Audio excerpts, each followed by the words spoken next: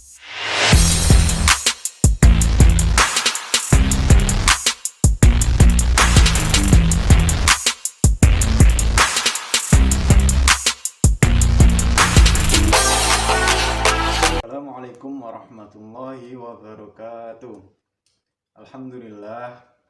Alhamdulillahirabbil alamin wa bihi nasta'in ala umurid dunya waddin. Wassalatu wassalamu ala sayyidina Muhammadin sallallahu alaihi wasallam wa ala alihi wa azwajihi wa dzurriyyatihi wa ashabihi wa ila jami'il muslimin wal muslimat amma ba'du.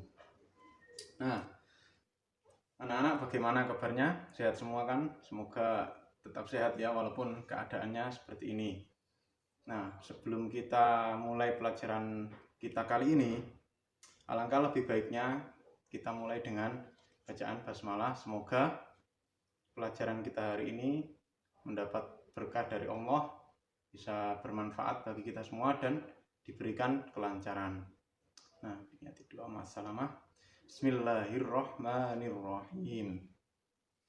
Nah, selanjutnya kita akan mempelajari pelajaran hadis yang melanjutkan dari Ustadz Habib kemarin.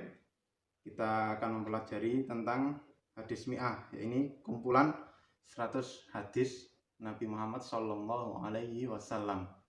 Nah, kita sekarang ini masuk ke hadis yang nomor 3 ya, nomor 3. Langsung saja, ini hadisnya yang nomor 3. Saya bacakan dulu ya. Silahkan dicatat dulu. Terus saya bacakan sekalian artinya. Nah, bismillahirrahmanirrahim. Ini hadisnya. Likulli syai'in thoriq wa thoriqul jannatil ilmu. Likulli syai'in thoriq wa thoriqul jannatil ilmu. Saya artikan, likulli syai'in thoriq, setiap sesuatu itu pasti ada jalannya.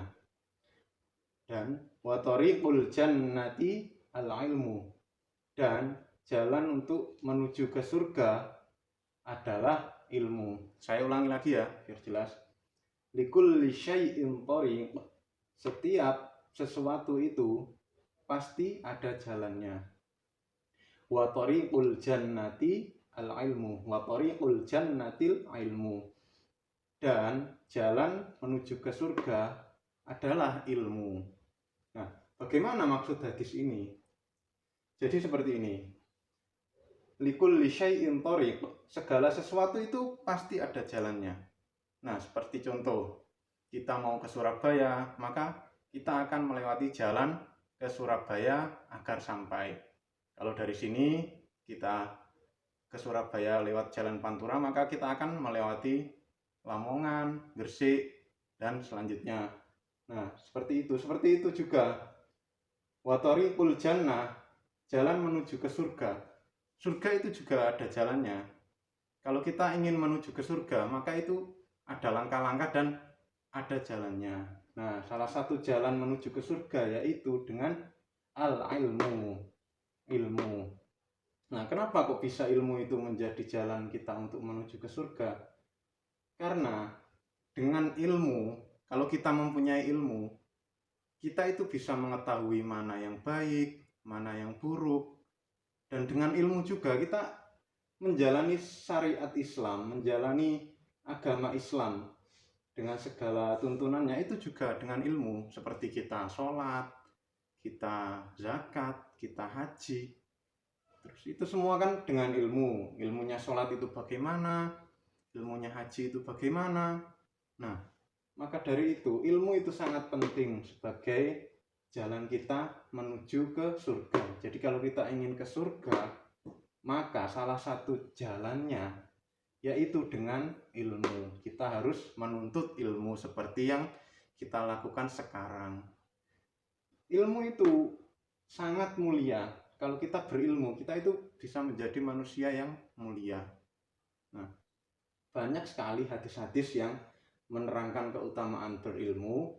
Nah, ini salah satu hadis yang menunjukkan keutamaan berilmu, yaitu kita bisa menjadikan ilmu itu sebagai jalan menuju ke surga.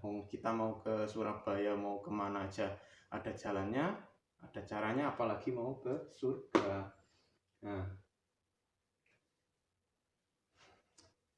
selanjutnya kan hadis itu, kalau di sini kurikulumnya Ma'had itu, kita itu harus menghafalnya. Soalnya sesuatu yang dihafal itu mudah untuk kita amalkan.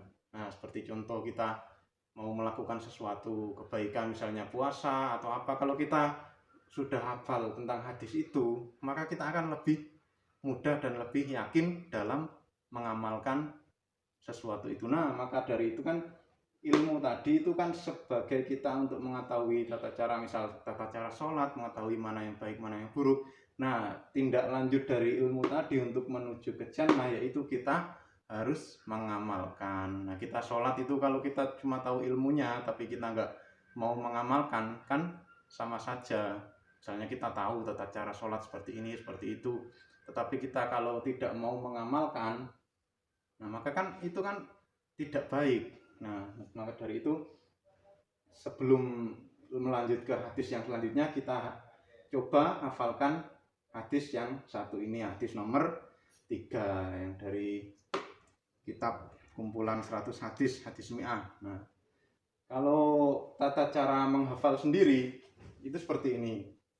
Nah, coba dilihat dulu, dilihat dengan seksama sebaik mungkin. Kita menghafal dari satu bait yang atas ini. Nah, satu bait yang atas ini kita baca dulu, baca berkali-kali, minimal kita baca 5 kali lah.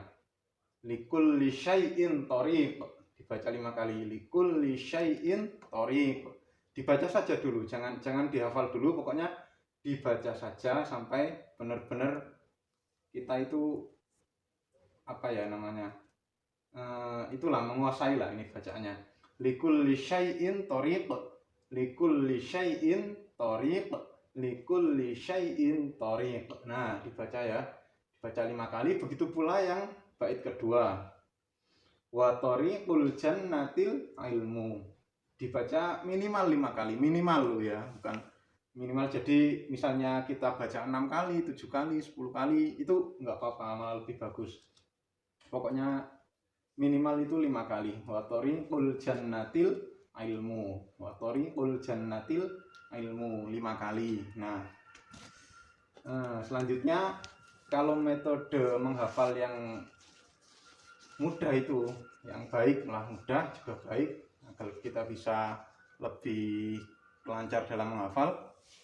Ini kita hapus dulu. Yang tadi kan sudah dihafal, dibaca sampai 5 kali, bahkan lebih lah, kalau dianjurkan lebih. Nah, kita dihapus, kita itu hapus dulu yang ini, yang atas ini.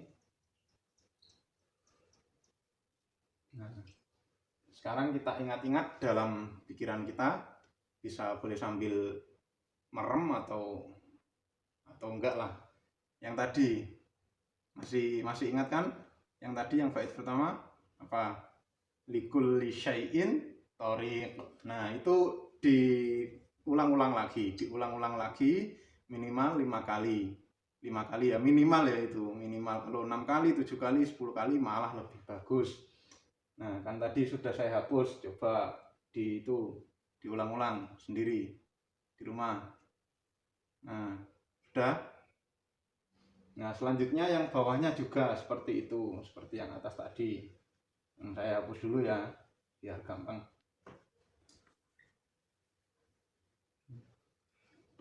Nah, yang bait kedua dibaca juga 5 kali, dihafalkan lah. Wa thoriqul jannati al ilmu, wa thoriqul jannati al ilmu, wa thoriqul jannatil ilmu, wa thoriqul jannatil ilmu. Nah, kalau sudah sampai kita hafal, maka digabung yang tadi kan, itu kan satu kesatuan hadis. Tadi kan ada 2 baris. Nah, itu sebagai satu kesatuan hadis, malah harusnya kita menghafal secara langsung yang kedua tadi.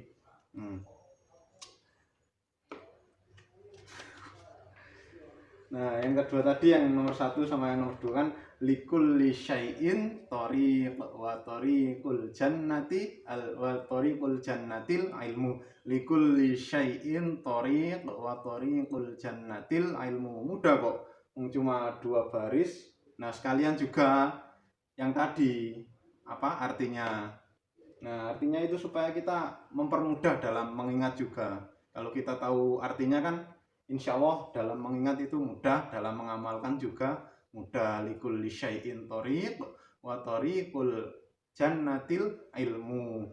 Setiap sesuatu itu mempunyai jalan, dan jalan menuju ke surga yaitu dengan ilmu. Nah, lanjut ke hadis yang kedua.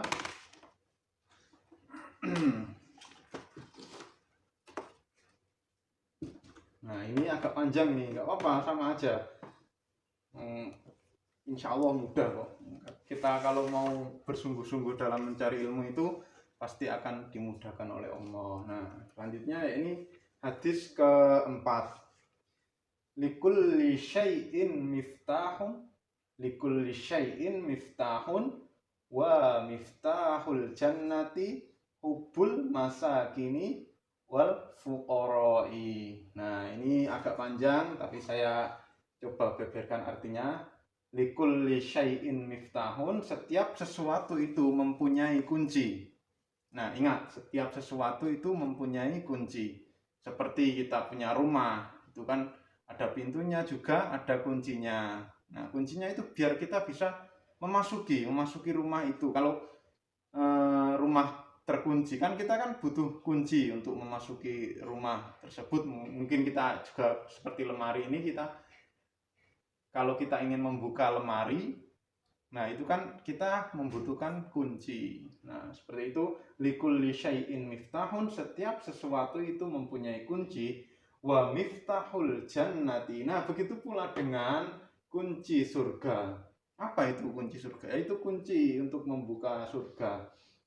Hubbul masakini wal fuqara, yakni mencintai orang-orang miskin dan orang-orang fakir. Nah, dari keseluruhan ini kenapa kok kunci surga itu, ya ini kulli syai'in miftah wa miftahul jannati, kunci surga itu kok kita disuruh mencintai orang-orang miskin dan orang-orang fakir? Nah, karena Nabi sendiri itu sangat mencintai orang-orang yang kurang mampu, yang fuqara. Bahkan kata Nabi, saya dan orang miskin itu seperti telunjuk dan jari tengah. Nah, seperti ini. Berarti kan sangat-sangat dekat. Nah, ini kan seperti itu. Nah, selanjutnya Allah pun berfirman dalam Al-Quran. Nah, kita itu sangat dianjurkan untuk mencintai orang miskin dan fuqara. Seperti firman Allah dalam surat Al-Maun, ara'aital ladzi yukadzibu biddin fadzalikal ladzi yad'ul yatim wala yahuddu 'ala ta'amil miskin. Nah, itu kan berarti Allah itu sangat membenci orang-orang yang tidak memberi makan orang miskin atau mencintai orang-orang miskin. Nah, bahkan orang-orang seperti itu dianggap sebagai pendusta agama. Yukadzibu biddin, yukadzibu biddin.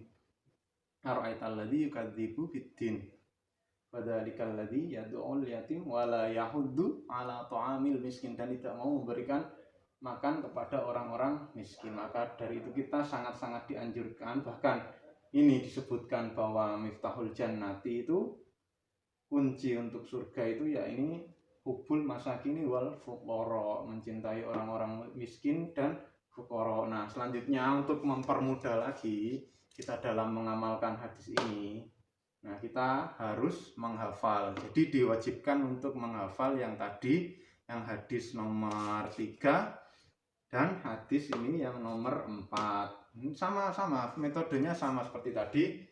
Kita baca dulu yang atas ini. Likulli syai'in miftahun wa miftahul jannati hubbul masakin. Ini aja, ini dibaca dulu sebanyak 5 kali yang atas ini. Nah, yang ini loh, yang sampai ke titik ini. Nah, ini kan lanjutannya yang bawah ini. Jadi kita pelan-pelan baca yang ini dulu. sambil dihafalkan, diresapi dulu. Nah, likulli syai'in miftah, likulli syai'in miftah sampai 5 kali minimal. Nah, selanjutnya wa miftahul jannati hubbul masakin wal fuqara. Nah, kita sama-sama saja, kita juga dibaca dulu minimal 5 kali. Wa miftahul jannati hubbul masakini wal fuqara, wa miftahul jannati hubbul masakini wal fuqara. Bisa sambil merem biar lebih merasuk. Nah, selanjutnya metodenya itu sama kayak tadi. Kita hapus dulu yang ini, yang bait pertama. Sambil di angan-angan artinya, likulli syai'in miftah, likulli syai'in miftah, likulli syai'in miftah, sampai benar-benar kita hafal di luar kepala. Likulli syai'in miftah. Nah, masuk ke selanjutnya, ini juga dihapus.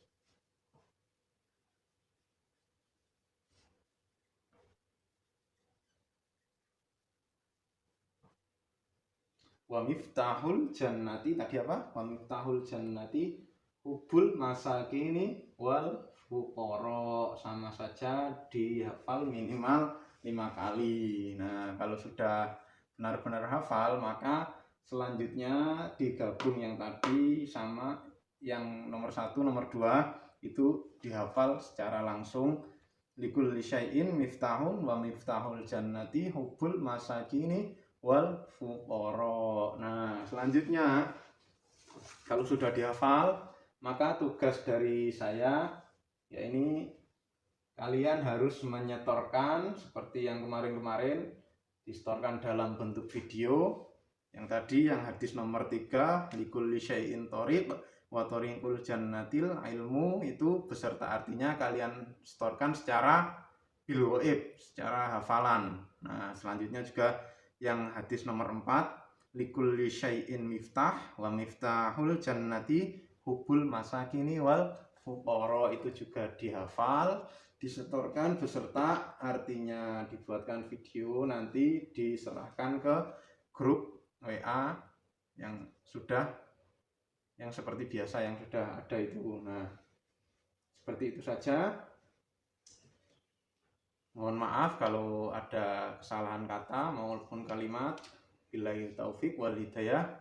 Wassalamualaikum warahmatullahi wabarakatuh.